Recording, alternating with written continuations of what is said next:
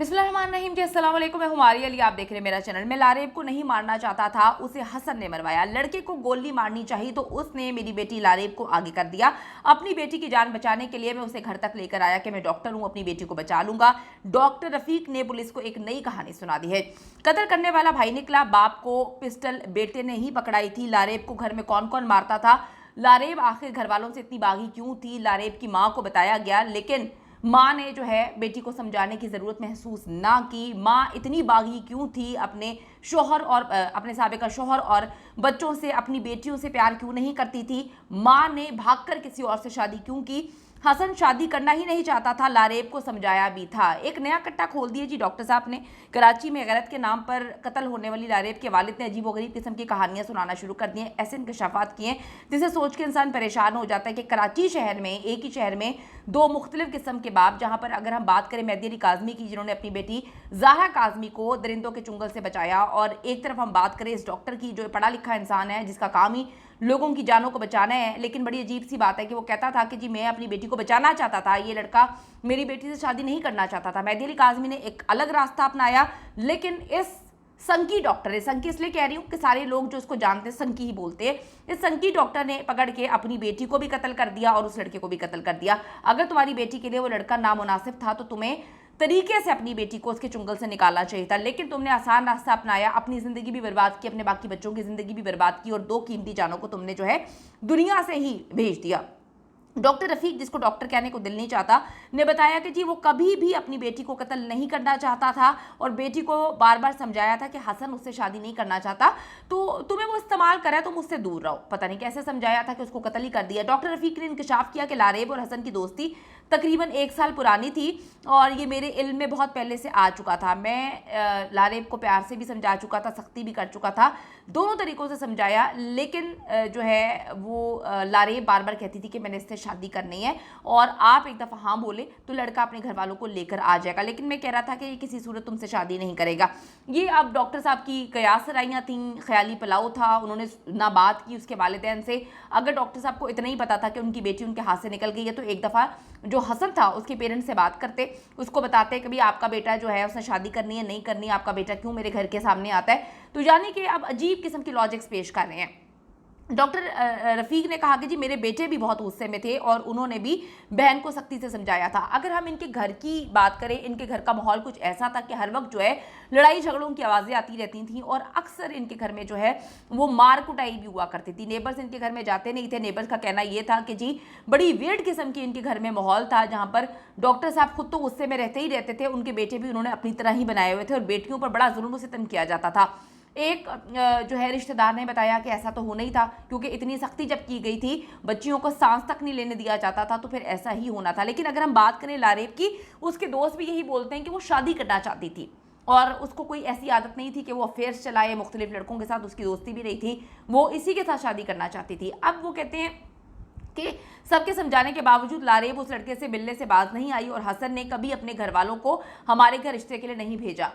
आपकी बेटी के दोस्तों ने बताया है कि आप मना कर देते थे कि उसके पेरेंट्स को नहीं बुलाना था। अब आप मना कर देते थे तो वो किस तरह से अपने पेरेंट्स को लेकर आता। डॉक्टर रफ़ीक ने यह भी दावा किया है कि मैंने लारेब की माँ को भी इस हवाले से बात करने के लिए कहा कि बेटी को समझाए, लेकिन उसने भी कोई बात नहीं की। अगर आप सोचें कि एक औरत जिसकी 5-6 बच्चे हों, इस शख्स के साथ उसने बच्चे पैदा किए, एक ज़िंदगी गुजार रही थी, ऐसा क्या हुआ कि उसको छोड़ के जाकर किसी और से शादी कर लेती है।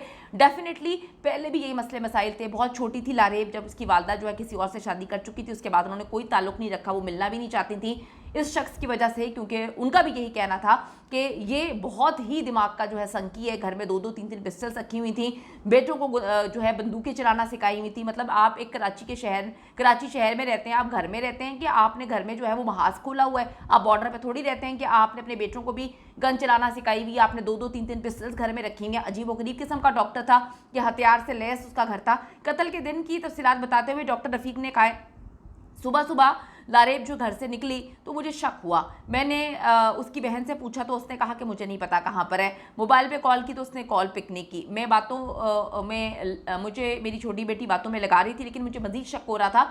मैंने अपने दोनों बेटों को उठाया और लेकर बाहर निकला तो हसन की वीगो मुझे नजर आई और दोनों अंदर बैठे हुए थे। मेरे बेटे ने कहा अब्बू आज इसे सबक सिखा कर ही रहेंगे। हमने अंदर से 2 पिस्टल्स लिए और हसन को गाड़ी से बाहर आने को कहा। यानी कि इनके घर में 2 पिस्टल्स से। पुलिस को इसकी भी तहकीकात करनी चाहिए कि ये डॉक्टर थे या इन्होंने घर में गुंडागिरी शुरू की हुई थी, गुंडे पाले हुए थे।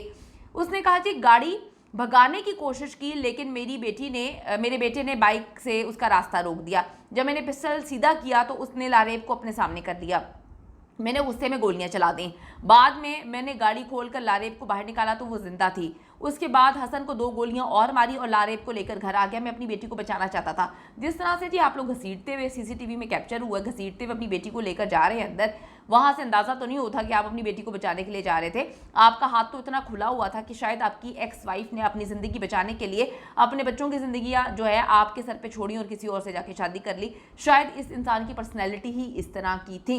मैं कहते हैं जी मैं डॉक्टर हूँ, मैंने सोचा कि मैं किसी तरह से अपनी बेटी को बचा लूंगा, लेकिन जब हम घर जाते तो मेरे बेटे ने कहा कि जी इसका किस्सा भी आज ही खत्म कर देना चाहिए। पुलिस के मुताबिक डॉक्टर रफीक के घर के सोफों पर भी खून के निशानात पड़े हुए हैं और ये खून लारेब का ही लगता है। अब फोरेंसिक के लिए भिजवा दी है। पुलिस के मुताबिक डॉक्टर रफीक का ये प्लान भी हो सकता है कि बेटी की लाश गायब कर दी जाए और हसन पर जो है घर में घुसने का इल्जाम लगा दिया जाए। अभी भी डॉक्टर रफीक अदालत में सेल्फ डिफेंस का केस लड़ रहे हैं। अगर फायरिंग की आवाज़ सुनकर मोहल्ले वाले पुलिस को कॉल ना करते और कुछ सीसीटीवी फुटेजेस से चीज़ें सामने ना आती तो इसने ये गेम कोई और घुमा देनी थी। फिलहाल तो वो मौका वारदात से रंगे हाथों पकड़े गए हैं। उनके घर से पिस्टल्स बरामद हुई हैं। उनके 2 बेटे फरार हो चुके हैं। पिस्टल पर डॉक्टर रफीक और उनके बेटों की उंगलियों के निशानात भी हैं। हो सकता है कि कत्ल डॉक्टर रफीक ने किया हो, उनके बेटों ने किया हो। ये तो अब आने वाला वक्त ही बताएगा। ये हकीकत भी जल्द खुल जाएगी। लेकिन मैं आपको बताती चलूँ कि जिस तरह से कुछ लोग डिफेंड कर रहे हैं कि डॉक्टर रफीक ने बिल्कुल ठीक कहा कि उन्होंने अपनी बेटी को जो है वो इज़्ज़त के नाम पे, गैरत के नाम पे कत्ल कर दिया, या जो लोग कह रहे हैं कि जी बिल्कुल सही किया, ऐसी लड़कियों के साथ ऐसा होना चाहिए। कैसी लड़कियों के साथ कैसा होना चाहिए? अगर आप बात करें इस्लाम की तो इस्लाम में भी हक है कि आप अपनी पसंद से शादी कर सकते हैं। अगर वो किसी से शादी करना चाहती थी, उस लड़की के बारे में ये तो कहीं से खबर नहीं आई कि उसको मुंह मारने की आदत थी, या जैसे लड़कों को मजीद मतलब जो लोग ये बातें कर रहे हैं, जो आदमी ये कमेंट लिख रहे हैं कि जी ऐसे ही किया, बिल्कुल सही किया, वो अपने गिरबान में एक दफ़ा देखकर बताएं कि उनको मुंह मारने की आदत नहीं है। वो बड़े शरीफ हैं, वो बड़े दूध के धुले में। भाई एक लड़की अगर शादी करना चाहती थी, घर के माहौल से तंग थी, क्यों उसकी माँ जो है वो किसी और के साथ गई? क्यों उसकी माँ नहीं चाहती थी इस शख्स के साथ रहना? इस बारे में कोई बात नहीं कर रहा। क्यों मोहल्लेदार कह रहे हैं कि जी ये शख्स जो है घर का माहौल ख़राब करके रखता था, घर के अंदर बड़ा एग्रेसिव किस्म का माहौल था? क्यों इस पर बात नहीं की जा रही कि उनके घर में 2 से 3 पिस्टल्स क्या कर रही थी?